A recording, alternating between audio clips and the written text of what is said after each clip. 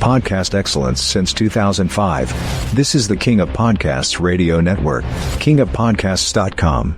Are you ready for Raw to go 3 hours once again when it goes to Netflix?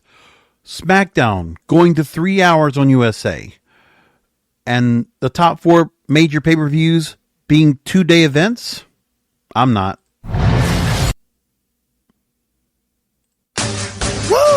Hey, this is the Nature Boy Ric Flair. And believe it or not, whether you like it or don't like it, learn to love it. Because you have to listen to Wrestling is Real.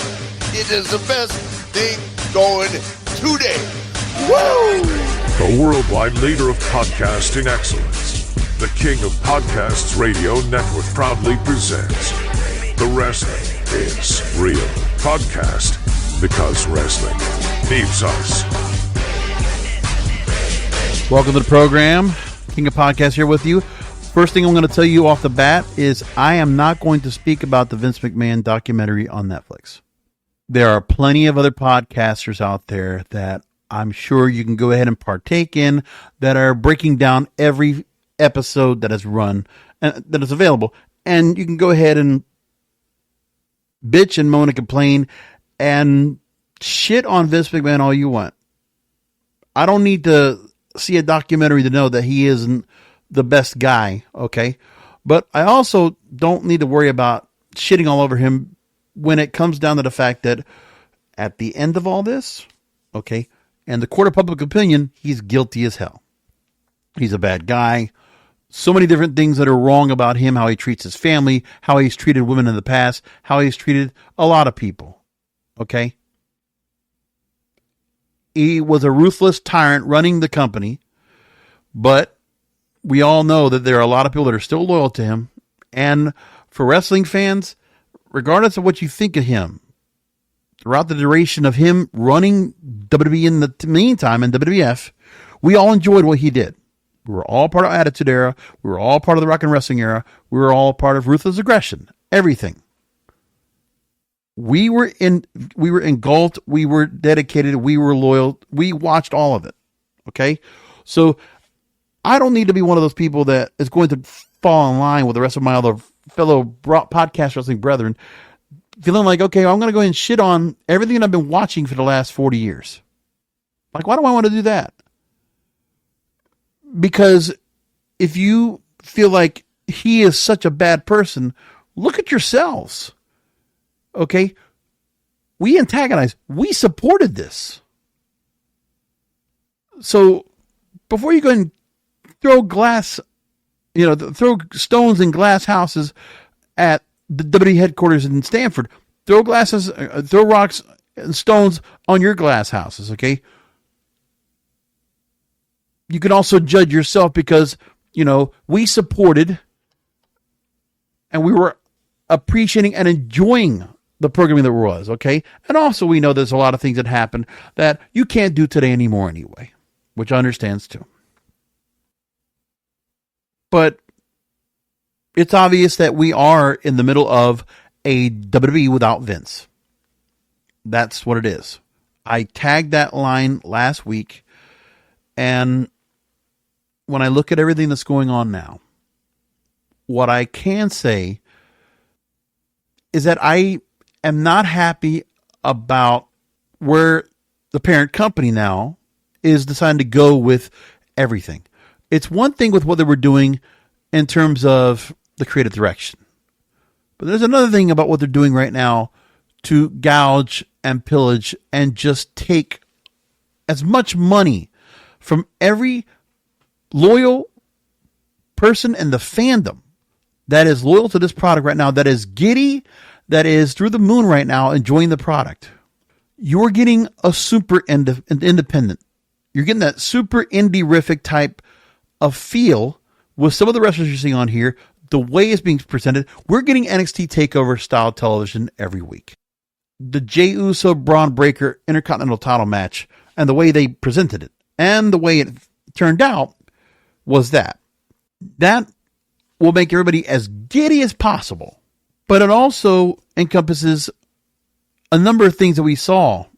The cinematic confrontation between Cody Rhodes and Roman Reigns, right? when we look at that, and CM Punk and, who else that is coming on over to run into NXT leading up to the debut on October 1st. So all this hype and excitement for the loyal fandom. And this is at a time right now where we now have football. We have programming that's back.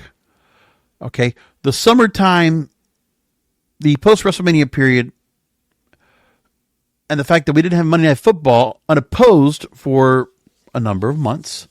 So it gave a chance if WWE decided to do it after the draft and, try to build up some other stars. Maybe a couple might have raised their capital up a little bit. But in the meantime, the loyal fandom is very happy right now with the product. They feel like, well, we're getting everything we wanted. We wanted Jey Uso to finally win a singles belt. Oh, great. We get him to win. Awesome. Roman Reigns and Cody Rhodes were getting together. Oh, great. Cool. You see all these other stars that you see just because you saw them on NXT, like, hey, they get their chance. They deserve a chance. Oh, yeah. Participation. Yeah. So the loyal fandom out here, which is a minority, by the way, okay, it does not represent the entire global fan base. The global fan base is somewhat detached. And what they're doing right now is not growing a new audience. They're not drawing new viewers to the product, whether it's social media. I mean, look, if WWE wants to go ahead and show house show content to the TV crowd every week in a loop, and we have never-ending feuds, we have just matches that go on without any stipulations or any kind of real progression of storyline, okay, then you got it. You got everything you wanted. And so go right ahead. Listen, I'm not going to be here to go ahead and throw a pity party on all of you. You don't have to listen to this program. Go listen to JD from NY. He's all hooting and hollering about it. Go to, Fightful and Wrestling Observer and, Post Wrestling and go to all these other places, all these other fan shows that are out there, all the Twitch streamers, go to them. It's okay. Stubborn King of Podcasts here doesn't want to go ahead and, get along on this. Okay. I am not that part. Oh, and I don't want to get involved in the AEW bashing. No, it's okay. James Batten from last week, when he wrote back to me and I read that long letter back, I'll go ahead and take this real quick. He falls back up after I commented about the last week's program, the fandom, foolish fantasy, and the precocious pandering. He says, fair enough. I do agree with some of your points when I mentioned AEW, what I feel about them and what I feel with WWE right now with storylines and progression and creative. But specifically was the MJF Will Ospreay storyline he really commented about. And he says, make no mistake, when I said none of these wrestlers are succeeding, I meant none of either Fed's rosters are. Some do better than others, but none are succeeding by the metric that fans are used to measuring by. As for MJF and Will Ospreay, I still don't think anything was accomplished. If you deleted that feud, you wouldn't miss it. Okay. I had another message on the YouTube feed that also came in, and this came from Downfall of Darkness. This just happened, and he was going back to there was an old clip that I put out very early on, was back in 2017, I think it was, where I talked about why the WWE Attitude Era is never coming back. It was a rant that I had, an extra of the Wrestling Observer podcast. And so I put it up there. It was never put on this channel, but he writes, I don't feel it's a problem for fans to voice their displeasure with the whole TV PG cultural charade that WWE's been on for the past 15 plus years. WWE should expect that kind of backlash, especially because their peak demographic was attained amidst the Attitude Era itself. Well, their major audience was there. The ratings have steadily been dipping since. It is the Attitude Era fans who have felt the most alienated when everything in the modern product is filtered through such a family-friendly lens compared to the grittier presentation of Attitude. You're part of that, but listen, there's a point where Attitude Era can't work here now. I mean, maybe in the matches, but there's just certain things that you can't do now. The kind of characters you had that were so alpha aggressive, you can't have that either. But no matter what, the reason why everybody watched the Attitude Era, and, Vince Russo and Ed Ferrara will tell you, because they were replicating Jerry Springer. They were basically replicating trash talk TV. Jenny Jones, Charles Perez, Montel Williams, Ricky Lake, Richard Bay, Morton Downey Jr. Like, it was all that. mainstream television was enjoying like the tabloidistic trash TV that was going on. And that's what they did. There was something to be said about when WWE was into the 2010s and they had Total Divas going on for a long run, by the way. So all those women during the, give women a chance era. Remember, we had the women's, the Four Horsewomen and the Real Women's Rise, post Divas era. And Total Divas was out there. They made a big presence. So you see the Bella Twins getting a big push out there among the other stars that were there. Having Ms. and Mrs. out there, and having that point across. And it wasn't that long ago that Cody Rhodes had his own reality show. So there was a mainstream getting outside of the bubble. And don't forget all the stars we had that were becoming stars with John Cena getting much more noticed in movies. Or when WWE Studios was going on and they had movies of their own, they were also pushing out on big screens. And one of the things that WWE was doing was, they were making themselves available to midstream. They were creating gateways to get more people to go ahead and get in. That whole idea is gone now. I mean, we get certain stars that will come in and be a part, but what the TKO Group Holdings folks are into is they want to keep this more like a sport. And they're happy to go ahead and leave the booking to the people that are still in a wrestling bubble.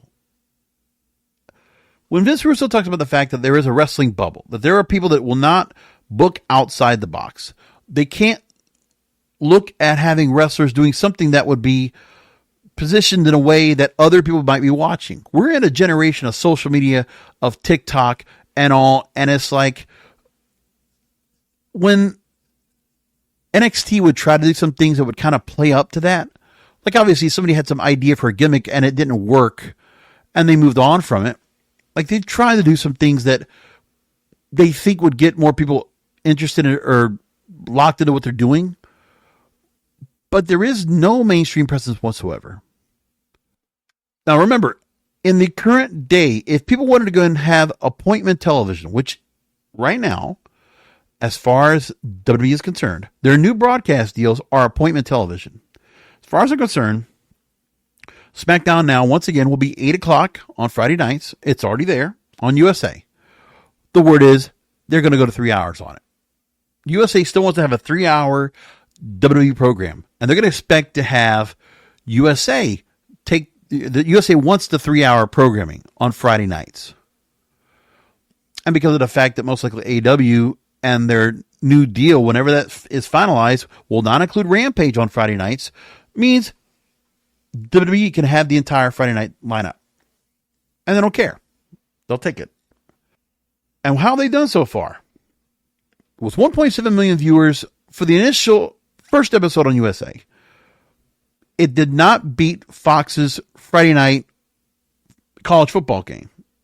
And the college football did slightly better than what SmackDown normally does on Fox. But now that the fact that Fox no longer carries SmackDown, those folks that would watch on free TV, on the rabbit ears, looks like you lost about 800,000 viewers right there. So the access to watch the programming, people are not going back to buy cable. So now the ratings went back down. 1.5 million viewers for SmackDown. Now that it goes to cable. Does it pick up anywhere else? Well, let's look at it like this.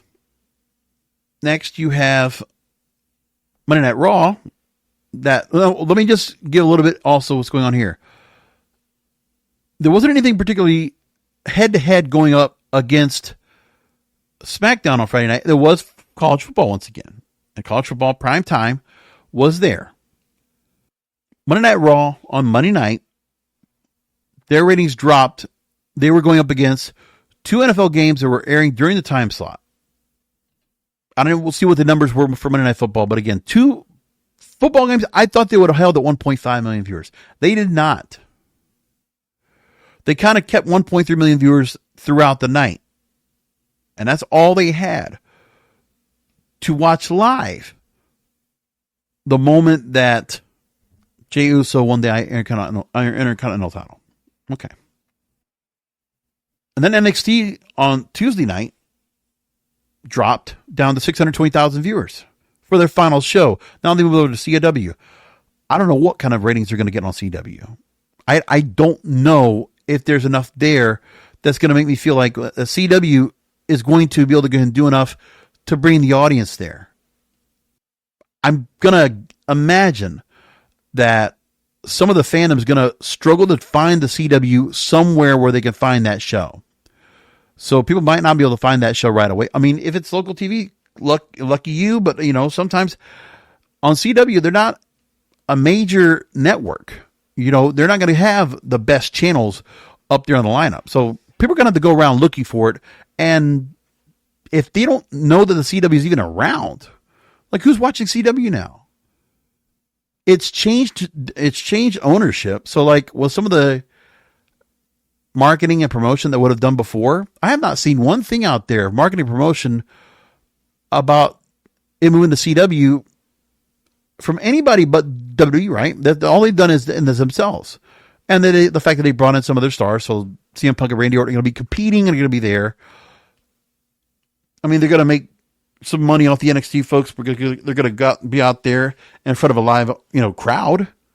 So they have a gate to go ahead and work off of that. But for the ratings for this show, I don't know. And so NXT, they were going up against WNBA playoffs. They were on ESPN. And that was pretty much what they had. That was like really the competitor along with them. That was going up head to head with them. But all the ratings for those three shows were down.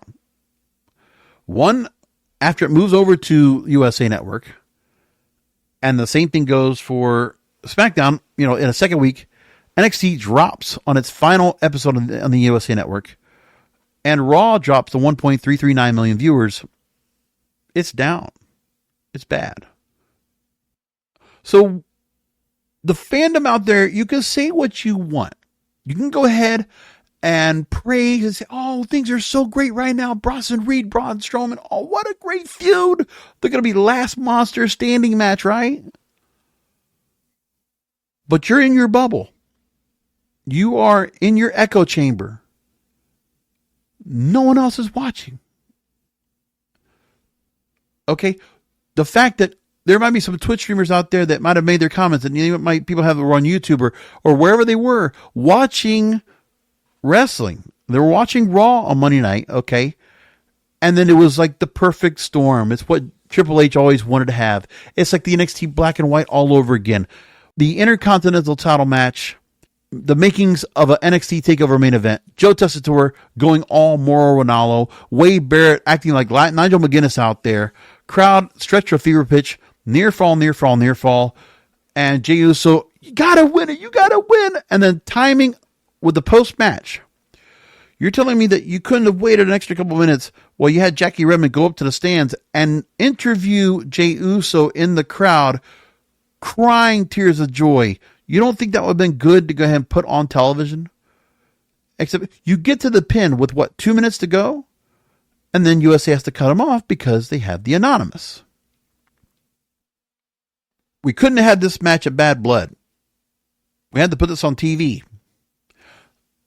And 1.3 million viewers watched it. I mean, listen.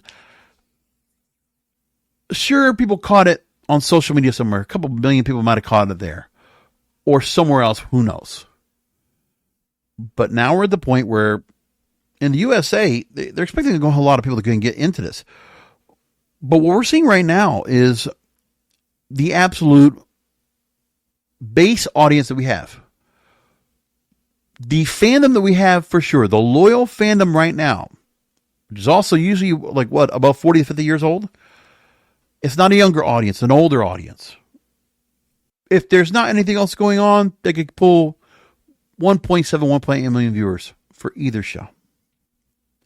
Maybe pop 2 million viewers if you get The Rock or John Cena or somebody else like that. Bring back some nostalgia. But when you have the roster you have right now, as it is, with what they had, Monday Night Football easily took a couple 100,000 viewers away. Again, it was 2 games. And next week, I believe they're doing the same thing. what are you going to do? Network programming is starting to make their way back as well. I mean, it's not going to be that much of a dent. Your highest rated scripted show on TV, network TV, is what, 7 million viewers maybe? And that's not that much. But there are so many other things going on that people are going to be watching. My thing is that, and this is an accusation, this is actually a criticism of the entire wrestling product and every promotion. They all need to be thinking outside the box and trying to draw in viewers from the outside. Because wrestling, just for the sake of wrestling, it's not the same thing. You have to find a way to draw viewers in. There has to be something. It's not reality based anymore because that's no longer shtick. You got to do something else. I don't know what that's supposed to be. But the thing is that unless you're a wrestling fan, no one else is going to care. And really, if you're a diehard wrestling fan, it's not as if we're getting so much here to lure people in about what's going on in terms of different characters, different gimmicks, different things that people might go ahead and attach themselves to. But there isn't any of that right now. All we have are athletes, for the most part generic. They're just names, and they just have like this particular story about them as if they're just fighters on a UFC card or a boxing card or whatever. And that's all they are. This kumbaya feeling of like, oh, here's some parody booking here and there. Some of your standouts, you're not doing anything much with. You're just leaving them in the background. There, of course, was a time where it was important about wrestling when you had it on TV, about you could have a pretty big audience watching because people were just used to watching wrestling. But where are the headliners? I mean, look, the brand is what's being promoted, and that's how they're able to go and get a certain amount of audience out there to go to the shows. Now, if you're not having to pay that much for the tickets, and, they're deciding not to go and come to your city as much, that might be one thing. And the house shows, you're seeing what it looks like. Oh, it looks so much better. Like, so, what we're watching is no longer like a TV show. You're going to be on TV, and we're going to get the kind of shows that are house shows. So the TV product is just a house show loop. So that's what people want to be. Oh, we want to go and do the stuff that they see on TV, be in the audience experience. Well, how far will that get you? Because what's going to happen now is that TKO Group Holdings, the parent company of World Wrestling Entertainment, they're going to start jacking the prices up. You know that at Bash in Berlin, there were folks that were trying to get themselves down to the lower level, and they paid up to $2,000 easily for tickets. Per ticket? And I know some of you go down to the lower bowl, and you're definitely not feeling ashamed about plocking down $500, $700, $800 for a ticket to go watch a WWE show. Just to be a part of all the things that are there. But the fandom that's out there, how much money do you got? Because TKO Group Holdings, they want to cash grab every penny of it, as much as they can. For merch, for all the products they're trying to hawk at you, and for tickets. They're going to make it more expensive. Wrestling fans are not that thrifty. They're not that bowled over with cash. So if you expect this gravy train for WWE to go and continue as it is, look, we already know. They got people to buy in on their broadcast deals. Netflix is hooked. Okay? And the ratings right now, the fact that Raw is getting 1.3 million viewers, maybe get to 1.5 if they're lucky, that's the audience they're going to have going into Netflix. I don't care if you're taking it off USA Network. If they're going to Netflix, you're not going to gain a bigger audience. You're going to be able to hide that audience because Nielsen's no longer going to be involved in the ratings of that. You're never going to get Netflix ratings because Netflix is proprietary. They're going to keep that information to themselves. But they'll be able to figure out for themselves how many subscribers have come on board as a result. And they're going to have to fidget those numbers. They're going to have to go ahead and find a way to tell their shareholders, oh, yeah, this investment was great. Oh, yeah, the fact we wanted to spend $500 million on this product? Yeah, we're going to be great. We're going to be fine. You don't realize what they did to themselves and what they're doing to go ahead and put themselves in this position. To expect people to go ahead and spend more money than they might spend on a premium live event for Peacock, to go ahead and go over to Netflix to watch a 3-hour program. And by the way, so we're going to see a 2-hour Raw coming up in October for USA Network. But then SmackDown's going to go to 3 hours. I don't know exactly when it's supposed to be yet, but 2-hour show for Raw, and then it goes back to 3 hours. So you'll get a 3-hour Raw coming up in January. Then eventually a 3-hour SmackDown. 2 hours of NXT. And then you have the plan of where you see SmackDown or SummerSlam and WrestleMania already being 2-day events. Because that's what SummerSlam is going to start becoming. Survivor Series, Royal Rumble. I wouldn't be surprised if those become 2-day events as well. Because that's what they're going to want to do. The company's already planning on it. The parent company. It's not necessarily what they're going to do with UFC, but, they're going to do that. They're going to take you for every dollar you got. The fandom is going to get screwed. For the other wrestling promotions, I heed this warning. Change course. Do not follow the booking or the direction that WWE is going right now. Okay? The only thing I feel like I can get out of other wrestling promotions, and I say this about AEW, I say this about MLW, I say this about TNA, that they do give me some emotional investment in matches, but I'm the wrestling fan. Okay? I can't be the only person that the company is trying to target. They should be targeting kids. They should be targeting young adults. They should be targeting new fans. But let's look at what they've had on here that you feel like is going to really bring in people that are going to be part of this, and they're going to feel like this is a wonderful idea. As I write in the description, the core fan base is being doubled down to. Triple H is showing loyalty to them. And at the moment, it'll pay off short term. But I always think long term. As I said, the broadcast deals, okay, they're locked in for that. But down the line, you got to be able to keep this thing going. It's got to be able to sustain. And there are some things that really concern me about this. And I'm going to stay on this. I am not happy talk. I am not a kumbaya guy. I am not here praising every little thing that's going on. No. AEW has its own flaws as well. Trust me, I know. Did I like Grand Slam tonight? Yeah. Matches were good. Did we get a whole lot of real movement towards storyline? A little bit with Will Ospreay. Some with Bryan Danielson and Jon Moxley to set up the Wrestle Dream match. Okay. Other than that, a bit of predictability, good matches, and no title changes, right? It's okay.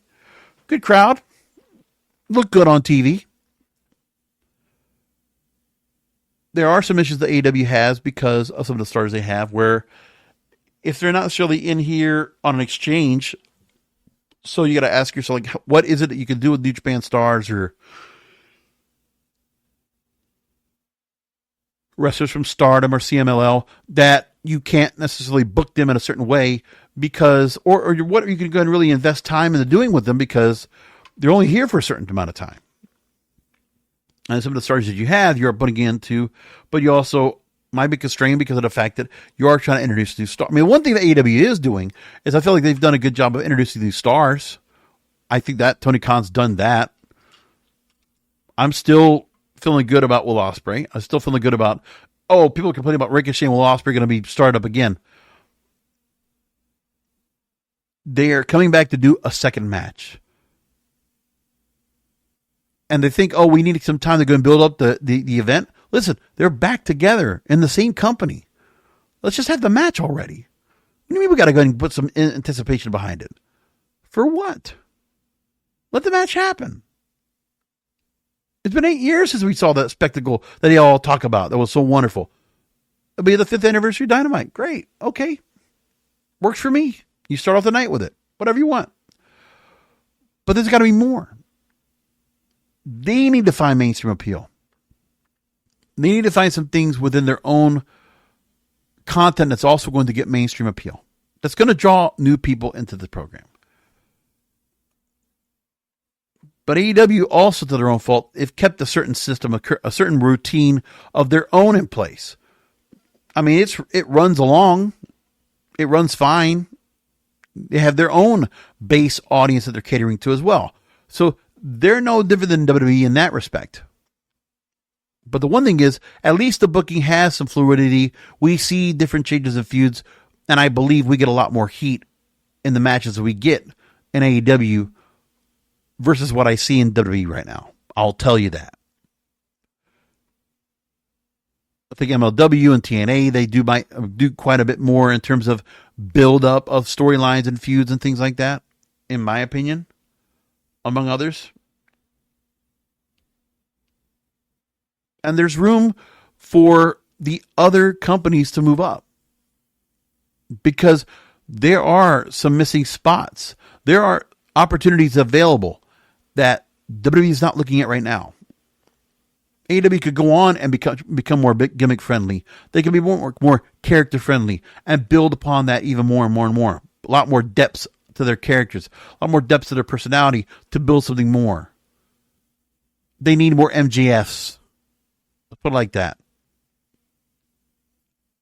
And so with WWE, you had certain stars that resonated with the audience that people were always drawn to. We always talk about that. Stone Cold Steve Austin, The Rock. The Rock is still working. He's got the Red One movie he's counting him at Christmas time. He's going to have right now. He doesn't stop working. He's still moving along. And it's all based going back to the character we all enjoyed in the Attitude Era. Undertaker. You don't have anybody that comes close to that gimmick right there or that character. Nothing. Nobody on this roster right now. Don't tell me why at 6. Don't give me that. We know better. My thing was that I thought TKO Group would be trying to expand the mainstream appeal. But I don't know if it's part of the fact that they're just trusting Triple H, Bruce Pritchard, Paul Heyman, because they've all booked in the past, right? They're all previous bookers of wrestling. They all have their previous experience, mentored and being learned from the best, but they're booking wrestling. Just plain old traditional wrestling. They're no different than Paul Bosch or Vern Gagne or Fritz Von Erich. They're not like any different than them. No different than Bill Watts. No different than Dusty Rhodes. No different than Eddie Graham. Like, it's the same thing. It's just booking wrestling like it's wrestling. Triple H has this NXT takeover feel that he has right now. And the NXT feel, he's just resonating here. And then it's this new NXT crop that he has on now the orange brand, because now they have to change it to the CW colors. And they have that there. And again, they're taking main roster stars and bringing them over to NXT. And the ratings went down this week. The same thing they were doing before with NXT going up head-to-head against Dynamite. That formula did not work for NXT, and they lost to Dynamite in the Wednesday Night Wars. They're going to work the same thing here, but now that main roster is more diminished. Because there's been no replenishment of who is up on that main roster that's really standing out big time. Now, they have some stars that are on the cusp, that if you could do something more with, I think you get them over. Damian Priest, Gunther come to mind. Don't give me Sami Zayn. And don't give me LA Knight. No. So for whatever reason, it's the fan base right now that's here. Are they drawing new people in? Are they really going to draw any more interest? It doesn't look like it, because the ratings are down on all those shows. Sure, I'm just screenshotting 1 week of it. But are any of those ratings really going to get any better? Like, Raw's not going to go back to 2 million viewers like it once was a few years ago. It's not going to go back to 2.5, 2.7 million viewers like it did on Fox SmackDown. That's not happening. And I don't know what NXT is going to get as a number on CW. It's not the main roster. Even though they're going to add a couple of main roster elements in there just to give it a quick head start. WWE right now is getting paid for a lot of prime network and cable real estate. They got significant prime time slots right now. USA Network, the CW, Broadcast Network, and soon Netflix. Just house show loop, which, I mean, they haven't made many changes since WrestleMania in terms of changing up storylines, new feuds, old feuds. No, we've had some of the same feuds going over and over right now. Do you feel like it's going to come away where, okay, if we're just being clip happy and watching clips over on YouTube or Instagram or TikTok or wherever, you think that's going to make a difference? When I looked at the numbers for Jey Uso's IC title win, okay, I saw maybe like a combined, 2 million viewers off of that? Like overnight, right off the bat? That's okay. But there are so many clips that don't get anything, don't resonate anything at all during the whole show. And that also really gets me in a certain way. Now, there's going to be some changes because WWE will have their USA Network. They get a little bit of a bump off of what they're doing right now in terms of videos. But if I look at some of the things that they're doing right now, I mean, there's a lot of videos they put up that don't break 1 million viewers. And trust me, when we saw Rock or Bloodline or anything related like that, they were breaking 1 million viewers each time.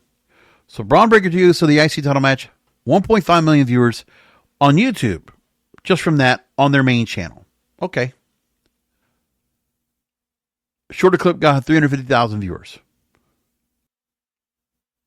SmackDown, the confrontation between Cody and Roman, 1.2 million viewers. And then in ring, 1.7 million viewers. And that was a couple weeks ago.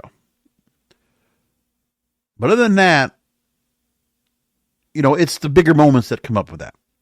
But you got to wait for those among the 2 or 3 hours that you're watching. And then what you're getting in between. NXT, you can't really say much at all. Because, their numbers are significantly lower.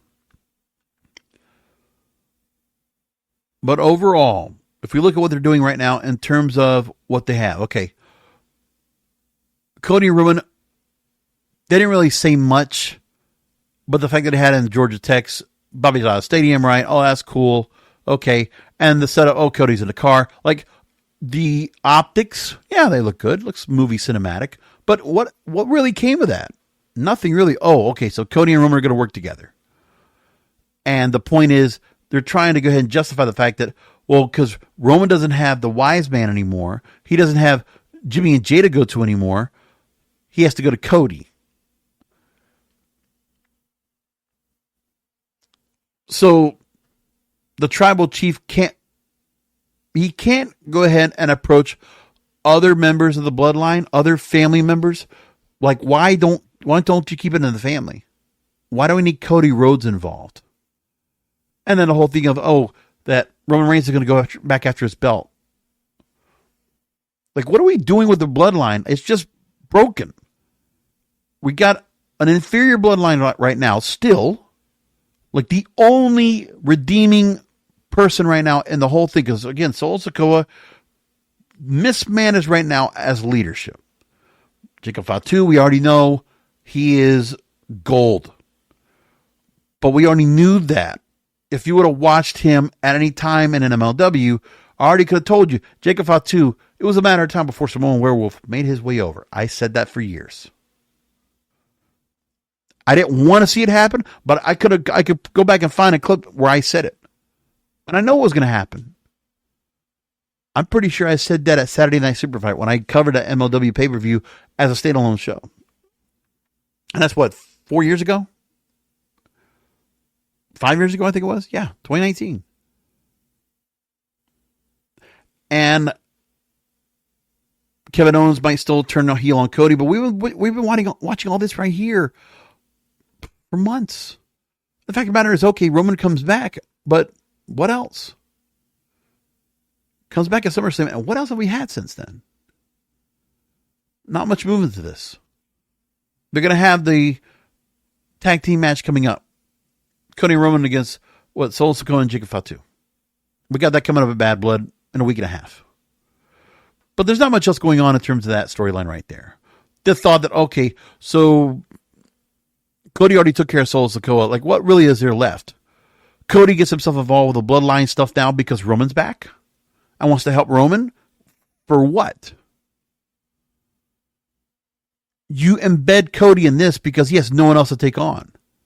But now that Roman's back, we're just going to find a way to just like put them together as a tag team for a little bit, Mega Power style, right? And then something happens where Roman turns or Cody turns or whatever, and then Cody and Roman will finally face each other again. Meanwhile, Jacob Fatu should be standing out right now. He's not getting anywhere. He's still being put in tag matches. And where's some matches where he's going to be on his own? What are they waiting for on that? He's ready to go. Jacob Fatu right now can be solid as a single star, but they've done very little to create any heat or any tension, real friction among Jacob Fatu and Solo Sikoa. Solo did what he did, taking the tag team titles off of him, and that's it. But like nothing else, but much else has happened after that. It's all been the beatdowns back and forth. Another women's world title match with Liv Morgan and Rhea Ripley on Raw. Nothing to do with Dominic Mysterio once again. We're going to put Dominic Mysterio in a shark cage. We know how this works. Very predictable. This has been done many times before. And then I look at Sami Zayn, and he's being taunted by Gunther. He's not going to get a world title match. Only the fan base is clamoring for Sami Zayn to get it. Oh, you deserve it. Like he deserved the title shot against Braun Breaker, after he got the IC title, won it, and got it back from him, or whatever it was. Like, there's the part where Braun Breaker, he wins it, loses it, wins again, or he loses a couple times just to finally win it after that. But he had to go and, take a couple of lumps before he got to the IC title and got it. And then you put Jey Uso with the belt on it, and Braun Breaker has a very limited time holding that belt. So what good was that? They booked him the same way for the NXT title as well. And Braun Breaker, by the way, also feeling more face-like than he is heel. That don't make sense.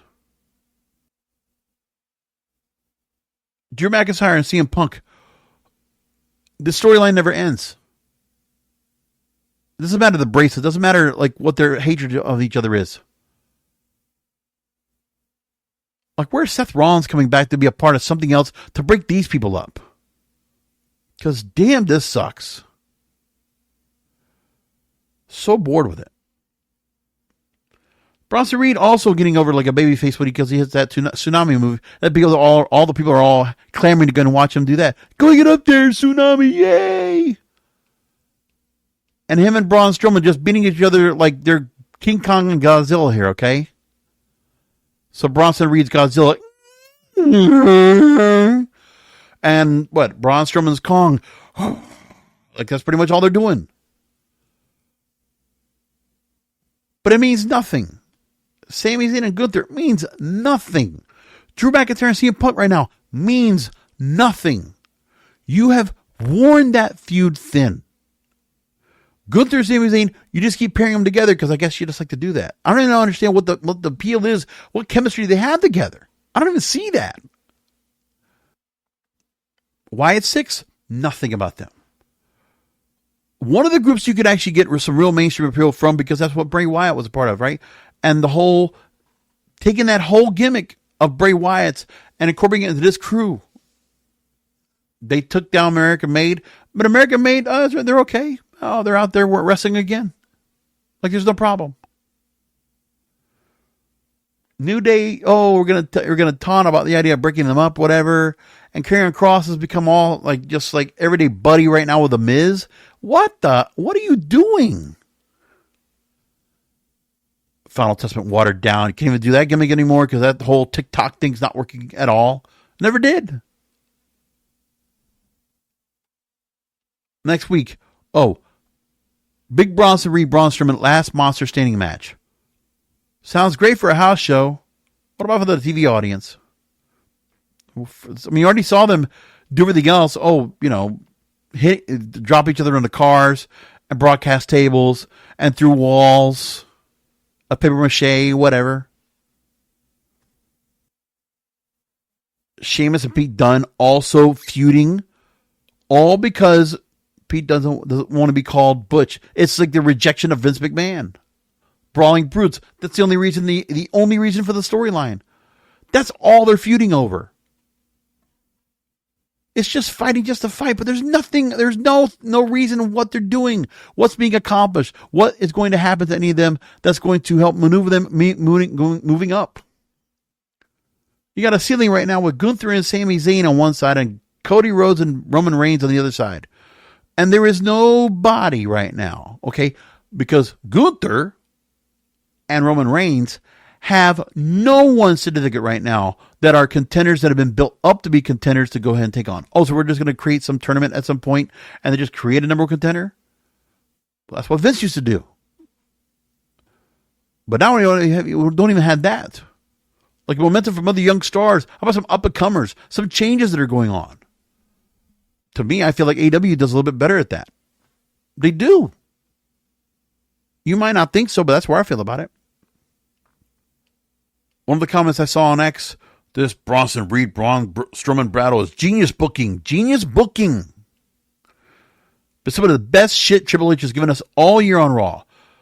Look, if you want to go and placate to the fans because you're going to get a cash grab, listen, I know what's going on. My fellow podcasters from the wrestling media out there, okay, you're raising your prices. You got your super chats. You're getting your extra, whatever you're doing right now with all your campaigns you got, whether it's you got some new Ridge wallet or, you're putting out whatever products that you have out there that you want to go ahead and plug people to go ahead and buy on your little affiliate programs. Okay. You're going to go ahead and placate to that audience. You're just going to go ahead and let them eat up all the grifting. You're going to grift them. You're going to go along and say, yay, yay, yay, rah, rah, Sisman Ba on the WWE product and Triple H. You're going to praise all that shit. Oh, we're getting what you want. So they're all going to be giddy and happy. And probably some of them are. And the wrestling media, same way. Let's just put all that good, happy stuff. And all these people are going to be all part of it. We're all going to be like this big kumbaya utopia. It's going to feel so wonderful, so feel good, tickling inside.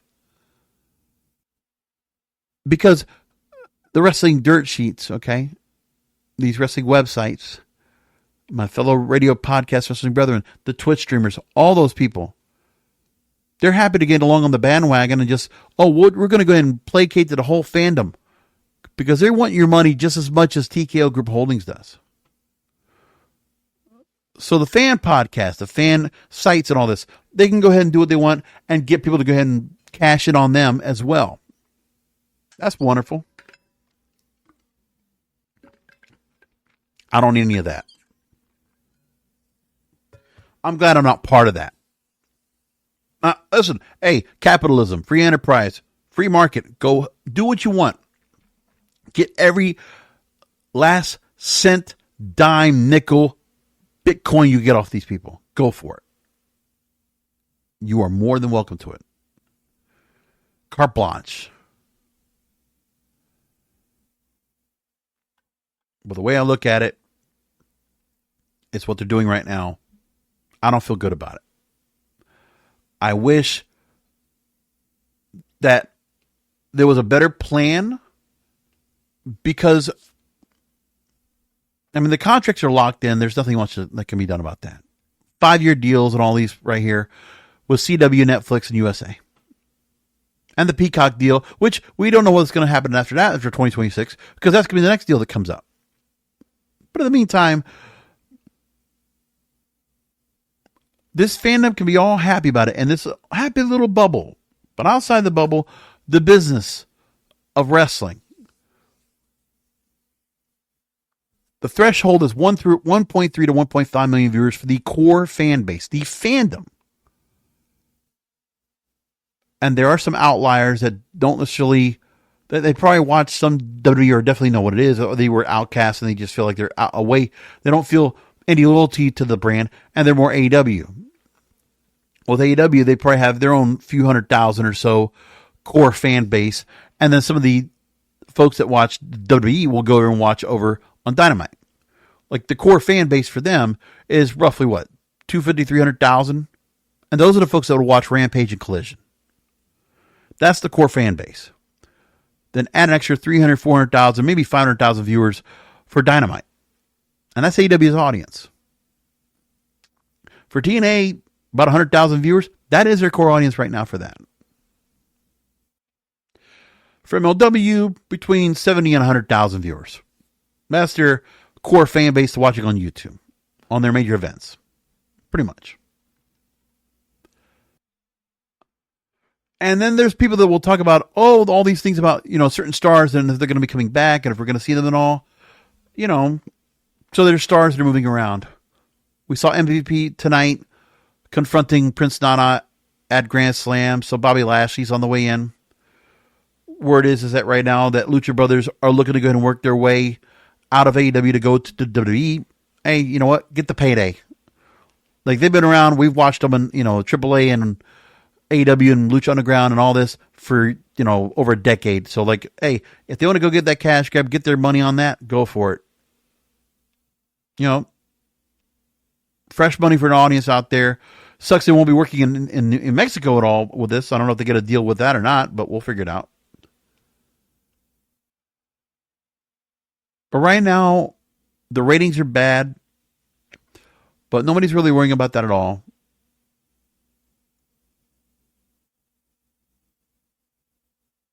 And my thing is that everybody's talking about the Vince McMahon documentary.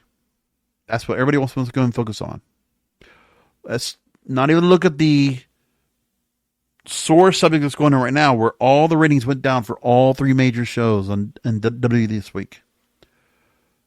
And I don't know. I don't see if they get themselves back up. Because ratings, I guess, don't matter. They're just occupying time on all these shows. The production, all this, they're just filling time.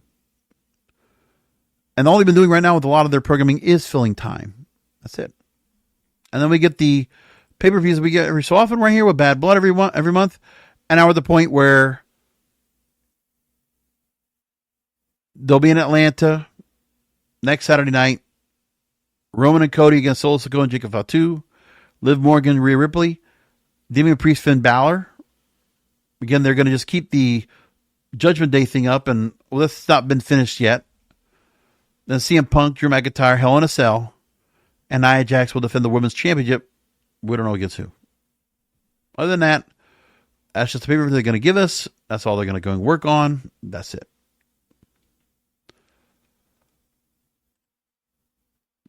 It doesn't make me happy about all this. Just not. But what I really believe is that the other wrestling companies need to follow suit here and just realize that the WWE right now is in a transition of a lot of greed. I mean, I never thought that I would find people that would be greedier than Vince McMahon. That's the one thing I was really surprised by. TKO Group Holdings, they're definitely going to try to make it where it's going to be much more expensive to go ahead and keep up and follow the product. But the fandom, they think they're going to have such a rabid fan base that fan base is going to do everything. But there will be some point where, listen, if you don't have Seth Rollins or Cody Rhodes or Roman Reigns and all these others, are you hoping in a couple of years that some of these the other folks are going to be taking themselves off the ground? They're going to do something? The thing is, Triple H cannot rely on the free agents. I don't care if you get Lucha Brothers. I don't care if you get Adam Cole over there. All these other people that you think you're going to get from AEW. And all the wrestling fandom here. The WWE fandom that thinks, things are going to get better once we get this wrestler back over. This is not the Monday Night Wars, okay? Monday Night Wars were different because there was an appeal of NWO, and there was an appeal of Sting, and there was an appeal watching Goldberg. Those three components right there, that's what WCW lived off of. That's what they had. And the fact that they also did a lot of marketing promotion when they did their spring break stuff. All the time they would do that. When they would go out to Sturgis. Like those kind of things. It's like they were expanding the fan base with that. WWE back in the day, they had WWE New York. They have all the stars we talked about before. Mankind, Undertaker, DX, Stone Cold Rock, Kane, all of it. And Vince. And everything that encompassed with it. An Attitude Era. Jerry Springer style.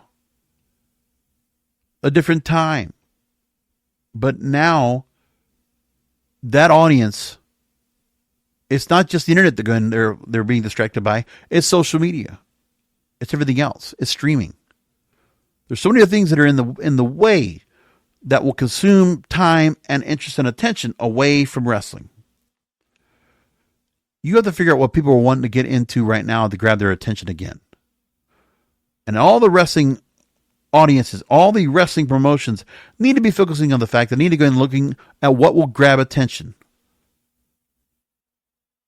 One of the things that WWE has, but only comes around so often, is Logan Paul, because he's on a limited contract. But let me tell you, more folks like him and getting some other people involved in this would help. I'll tell you, for the younger fan base, for the fandom, if they were getting themselves attached to, there's so many different streamers out there, like Unaided Ross or Ice Show Speed or Kai Cenat or Sketch or all these other folks, right?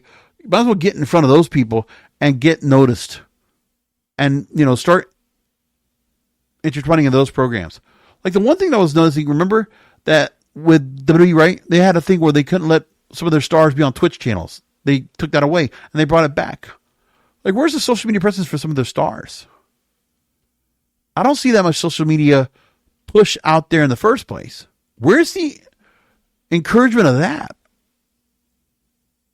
I want to see more of that too, which kind of help. And something where you're kind of bringing some of that over into the TV product. Because right now, the long matches, just to have long matches with no particular rhyme or reason, it's not working. That's just conventional wrestling booking. That's when an audience used to go and watch network TV before internet. When we still bought music on CDs and cassettes. But that mindset, that thinking, that's long gone. We are well past that. The new stars, the new characters they're bringing in, they're just deviations of past stars. There's nothing new about them, nothing different. But also AEW falls on that same thing too. TNA also falls on that same way as well. You're only catering to wrestling fans. There needs to be more wrestling fans brought in. So from the very beginning, at the very top, WWE, right, the number one company, they need to be in the business of creating new wrestling fans. They're not doing anything right now to create those fans. Not a thing. And I want to see something here. If it's not WWE doing it, then AEW, TNA, MLW, NWA, step up. Step up and be noticed. Because if WWE is going to go this route, they're going to price themselves out to their audience. The fandom is not going to take all this together. I don't think so. If you feel like it's going to be that way, works for you, that's fine. But I'm telling you, I don't feel good about it. I don't feel confident that they can sustain the cash grab that TKO Group Holdings wants and keep their audience as a result. We could just see the ratings keep going down. Watch what happens when they go to Netflix. They're not prepared. But we'll keep talking about it on the next Wrestling Goes Wrong podcast because wrestling needs us.